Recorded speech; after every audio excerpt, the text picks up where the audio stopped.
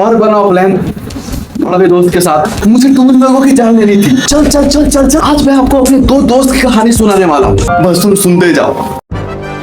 यार एक बात बताओ कि तुम्हारे कोई फ्रेंड सर्कल में ऐसा बंदा है जिसको गोवा मनाली लद्दाख जाने का एक जुल्म होता है, लेकिन जिस दिन जाने की बारी आती है उसकी नानी मर जाती है, वरना घर वाले एक बड़ा सा डंडा डाल के उसे बोलते हैं कि नहीं तू नहीं जाएगा पिछवाड़े में। अगर देखो है ना तो उसको पहले पकड़ के एक रैप्टे लगा, और रैप्टे लगाने के बाद ये वाली वीडियो जरूर से दिखाना। मेरे दोस्त का तो पूछो ही मत, अगर पूछ दिया तो दिक्कत हो जाएगा, लेकिन बता देता हूँ अगर उन पे मैं भरोसा कर लूँ ना तो अगले 10 साल तक मैं अपने छत पे घूमूंगा, अपने छत पे ही घूमता रह जाऊंगा और पड़ोसी का आंगन ही देखता रह जाऊंगा। आज मैं आपको अपने दो दोस्त की कहानी सुनाने वाला हूँ, और इतने खतरनाक दोस्त है कि अगर उन पे विश्वास कर लो ना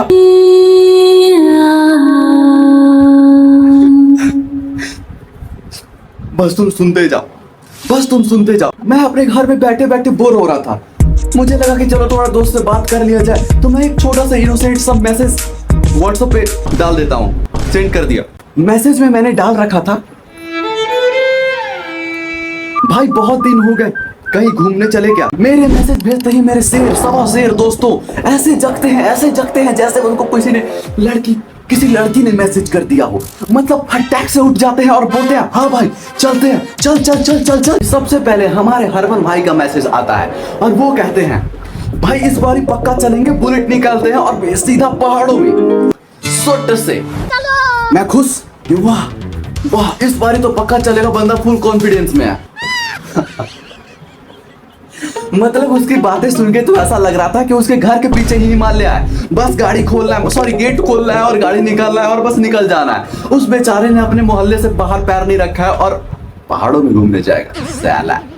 हरमन का भाषण पहला बंद ही हुआ था कि हमारे पप्पू भाई भी कुछ जाते हैं। उन्होंने बोला पता है भाई पहले दिन हम रील बनाएंगे, दूसरे दिन हम कैंपिंग करेंगे, तीसरे दिन हम एक चैलेंज वीडियो बनाएंगे जो यूट्यूब पे अपलोड करेंगे और बहुत सारे व्यू छापेंगे, बहुत सारे व्यू। मैंने सोचा कि भाई लड़के तो सीरियस है, इस बार ही पक्का पहाड़ देखने को मिलेगा। फिर क्या था, हम तीनों पैकिंग करने लगते हैं। हरमन बोलता है कि भाई बहुत ज्यादा ठंडी होती है इसलिए बैग में जैकेट रख लेना।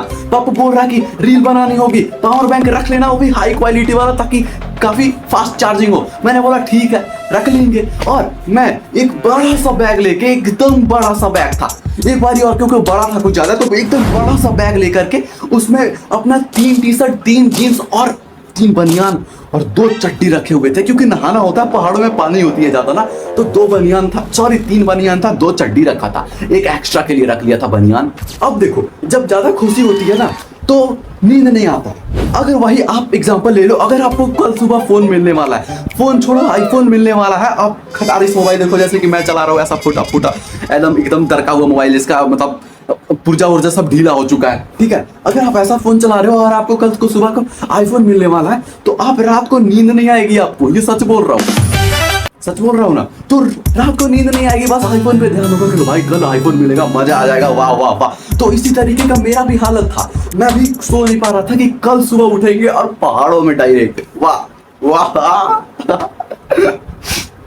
रात को मैंने 3 अलार्म लगाया, एक 4 बजे का, एक 4:15 का और एक 4:30 का, क्योंकि मुझे पता था अगर लेट हो गया ना तो ये मेरे जान मार देंगे और ये साले ये मुझे मतलब इतने ताने देंगे जितना एक सास अपनी बहू को नहीं देती है। मैं सुबह उठा और मुंह धोया, बहुत ही ठंडा पानी था, मजा आ गया एकदम, और बैग अपना तैयार करके, बैग ऐसे लादा जैसे कि कोई दिहाड़ी करने जा रहा हो, अपने बोरी चावल के बोरी लादा जाता है ना अपने पीठ के ऊपर, वैसे अपना बैग लाद के बाहर घर से निकला।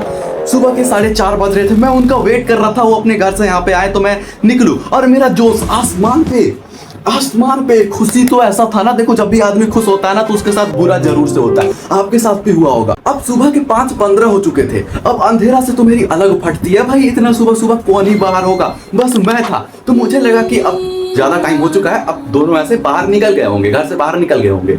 मैंने सोचा चलो एक कॉल लगाते हैं। हरमन को मैंने कॉल लगाया, अब फोन जा रही है, पहले में तो उसने उठाया ही नहीं, दूसरे में नहीं उठाया, तीसरे में नहीं उठाया, 5वें में नहीं उठाया, चौथे में भी नहीं उठाया, फाइनली 5वें कॉल में उसने उठा लिया।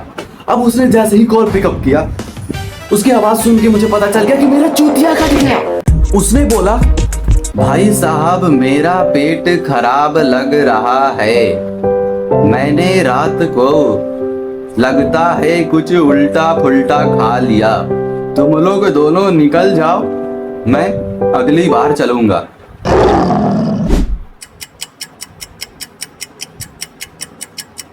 इसकी माँ का। मैं गुस्से में बोला चल ठीक है तू अपना रास्ते नाप, मैं और पप्पू निकल जाएंगे। मैंने पप्पू को कॉल लगाया तो वहां से एक लड़की की आवाज आती है, बिल्कुल मीठी सी। A number you calling currently switch off, कृपया थोड़ी देर बाद कोशिश करें।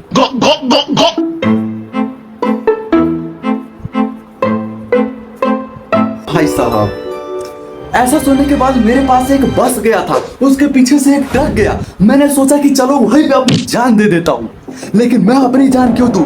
मुझे तुम लोगों की जान लेनी थी। मैं रास्ते पे खड़ा रहा, मेरा बैग मुझे देख के गाली देता रहा, कुछ ऐसे गालियां देता रहा। सामने कुत्ते भी थे, शायद वो भी मुझे गालियां दे रहे हो, भौ भौ भौ भौ करके। शायद वो अपनी आवाज में ये भी कह रहे हो। और बनाओ प्लान बड़े दोस्त के साथ। मैंने अपना पैर कस के पटका और अपने रूम में जाकर चादर तीर के ऐसा सो गया। मेरा नींद दोपहर के 2 बजे खुला। मैंने सोचा कि चलो हरमन को कॉल करके पूछ लेते हैं कि मर गया या फिर अभी जिंदा है अपने पेट के दर्द से। मैंने सोचा कि चलो कॉल ना करते हैं, डायरेक्ट उसके घर चलते हैं, हाल चाल पूछ लेते हैं। गया, जब उसके घर गया तो मैं देख रहा हूँ कि मस्त सारा गरम गरम चाय लेके मस्त पकौड़ा खा रहा है और साथ में पप्पू बैठा है जिसका फोन कल स्विच ऑफ था। कल क्या सुबह में स्विच ऑफ था, कल सॉरी गलती से बोल दिया। फिर मैं गुस्से से कस के चिल्ला के बोलता हूँ कि भाई तेरा पेट खराब था और तू यहाँ पे पकौड़े घास रहा है, तेरा फोन बंद था और तू पप्पू के घर क्या कर रहा है? हरमन बोलता है भाई सुबह में पेट खराब था, टट्टी कर लिया तो पेट ठीक हो गया। पप्पू बोलता है भाई फोन जब सुबह में उठ के देखा तो फोन चार्ज नहीं था, फोन में लगाया तो धूप निकल गई और धूप निकल गई तो मैं इसके घर आ गया, हरमन के घर आ गया। इसकी मम्मी ने गरम गरम पकौड़े बनाए थे, पकौड़े ठंडे हो जाएंगे, तू भी लपेट मैं भी लपेटता हूं। तो देखो, तो मुझे वहां पे समझ में आ गया कि सबसे बड़ा पहाड़ और एडवेंचर की जगह हरमन का घर का रसोई है। अगर आपके भी ऐसे कोई धोखेबाज दोस्त है तो उनको टैग करो, उनको शेयर करो, ये वीडियो दिखाओ, क्योंकि भाई अभी जो गुस्सा आ रहा है ना वो अपने दोस्त पे तो निकाल नहीं सकता हूँ, क्योंकि दो है मार दे, मुझे लपेट के मारे तो पता नहीं क्या लपेट के मार दे। लेकिन अगर मेरे साथ अगर कोई और रहता, चाहे आप मेरे दोस्त रहते, तो हम उसको जरूर लपेट के मारते, क्योंकि गुस्सा पंजाबी है।